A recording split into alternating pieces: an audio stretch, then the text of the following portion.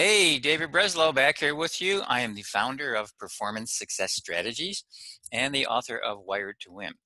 And in today's Dose of David segment, I would like to talk to you about a really cool strategy that I invite you to use when you are in contact with or in conflict with people who are annoying you or who are being difficult and so on and so forth. Look, we all have people in our lives that we react to in a very negative way, right? There are people in our lives who we might call annoying, and there are people in our lives who are doing things that seem to be crossing the line or going over the line, asking us for help, requiring our time, taking our energy, and so on and so forth, and they keep doing it. Well, number one, what I'd like to say to you is we train people to do what they're doing around us. That's right, believe it or not. If somebody's around you and doing things that you don't like and you don't say anything to them, you are actually training them to believe that what they're doing is okay. And I talk to many people who tell me that, geez, they feel exhausted or worn out in life because people are, asking them things and they keep saying yes and they feel extended and even abused a little bit. And then when I say to them, well, do you ask them to stop? They go, well, not really, because they're uncomfortable. They don't want to lose a friend or they don't want to get somebody thinking badly about them. But the truth is, we all train everybody as to how to act and be around us because it is our responsibility to tell them that what they're doing is not working for us. There's nothing wrong with doing that.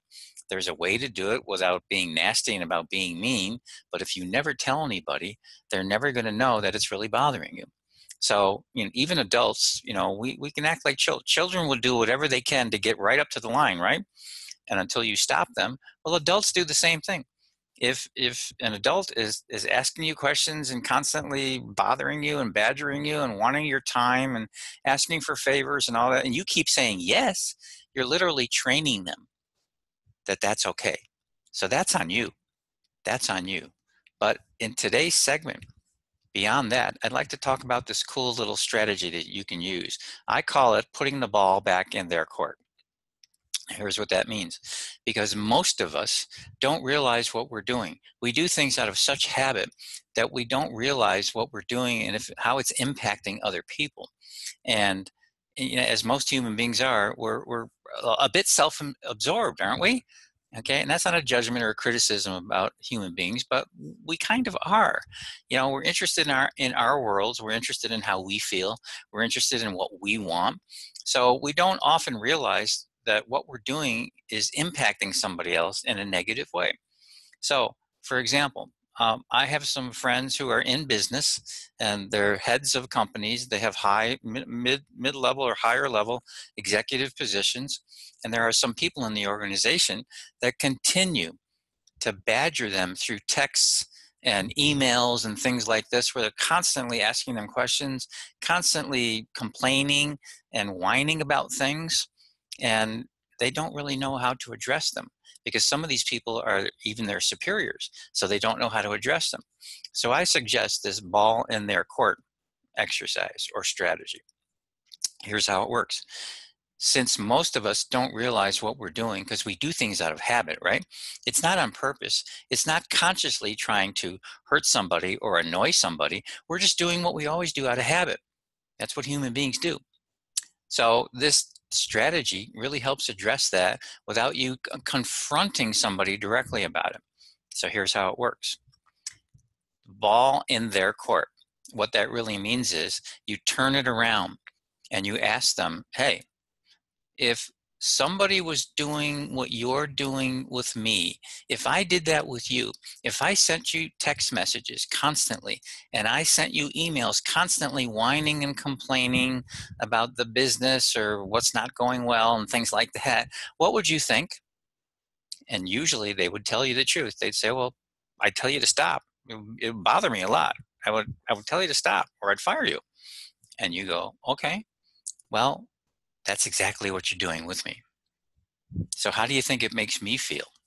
See, this way, you're putting the ball back in their court without directly confronting them and saying, hey, I don't like that you're doing blah, blah, blah, because people are going to react defensively to that, right? And you're going to get into a conflict what you're doing is very kindly and very elegantly saying, this is what's going on. And if this happened to you, what would you do? You're putting the ball back in their court. Because most of the time when I do this with people, they answer me with something like, well, I would never accept that, or I would really hate that, or I would fire you. And they're answering you in all these great ways, and you're kind of sitting there going, well, that's exactly how I feel. But you don't realize that's what you're doing with me. And they don't realize it until you put the ball back in their court. And most of the time they will go, oh, really? Is that what I'm doing? Yeah. I know you don't mean to, but here's where you can engage in an elegant conversation about it. It's not confronting you easily to say things, yeah, I know you don't mean to, because they don't. They generally don't. People are acting out of habit. And I'll have another video on that in the near future. But people are acting out of habit. They're not consciously doing things to annoy you or to hurt you. But it just so happens that they might be, just not on purpose. But it's your obligation, responsibility to kindly present them with this. And I think this ball in your court strategy is a perfect way to do that. Yeah, you're basically saying, let's switch roles. I'm you, you're me. Okay? You're sending me all these things, blah, blah, blah, blah, blah, blah, blah, blah. What would you do? Or I'm sending you all these things. What would you do if that was happening? Oh, I wouldn't like it. Okay, guess what? I don't either. What do you mean? What I mean is, you're doing exactly what I just described to you. I am? Yeah. I know you don't mean to. I know you're not doing it on purpose, but I'm telling you, I'm getting texts and emails from you that are doing exactly what I just described. You're complaining, you're whining about certain things. Yeah, I don't know what you want me to do about them, but you're going on and on and on. And so this is an elegant way for you to get into the conversation that I pretty much just kind of role played with you. It's an elegant way to get into this conversation and open up somebody's awareness, because I promise you, most of the time, people are not aware of what they're doing.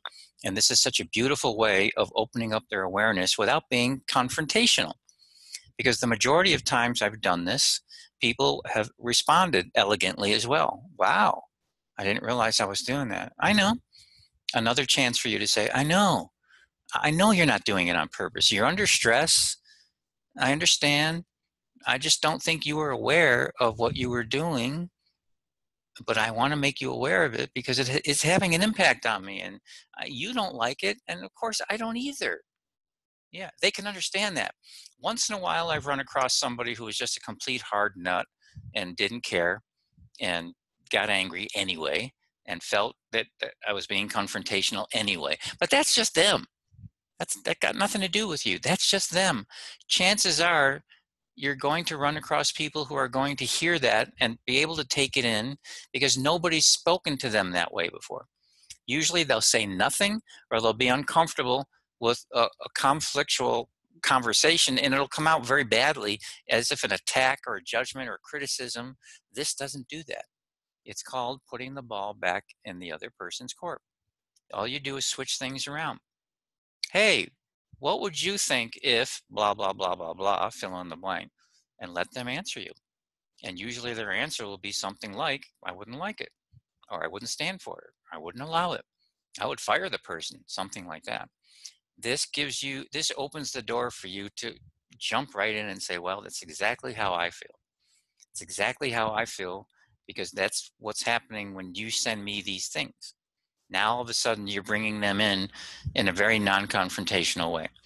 And quite often, they will just literally say something like, really? Wow, I didn't realize I was doing that. You've just woken them up. You just did them a huge, huge favor. So that's called the put the ball in the other person's court technique. Try it. It really, really works. So once again, I invite you to come to davebreslow.com. Check out the training video I have for the empowered person. The 3 secrets empowered people know to design their lives in a way that other people just dream about. Okay, and this is for individuals, for businesses. It doesn't matter who you are, a business professional, entrepreneur, salesperson, actor, entertainer, athlete, it all fits. the Empowered Life Fits. And I have special segments too: empowered golfer, empowered business, empowered entrepreneur, all that. It's all there for you. So take a look at the video at www.davebreslow.com. And I look forward to speaking to you real soon. It's been my pleasure. Thanks for hanging out with me today. I will talk to you soon. Take care.